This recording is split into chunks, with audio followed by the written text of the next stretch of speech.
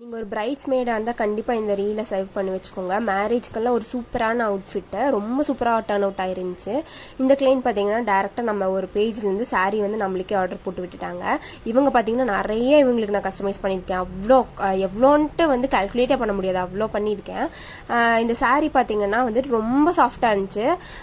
Soft சில்க்குன்னு சொல்லுவாங்களா அந்த மாதிரி. பட் சுத்தமாக ப்ளீட்டே நிற்கவே இல்லை. கலர் காம்பினேஷன் எப்படி கொடுத்துருந்தாங்கன்னா ப்ளூக்கு ஒரு ரெட் கலர் மாதிரி ப்ளவுஸ் கொடுத்துருந்தாங்க. எனக்கு அது ஒர்க் ஆகுமான்னு கொஞ்சம் டவுட்டாக இருந்துச்சு. அப்போ கிளைண்ட்கிட்டே கேட்டேன் என்ன பண்ணலாம் அப்படின்னு சொல்லும்போது, கிளைண்ட் உங்ககிட்டே விடுறேன், என்ன பண்ணால் நல்லா இருக்குமோ நீங்களே பார்த்து பண்ணிடுங்க அப்படின்னு சொல்லியிருந்தாங்க.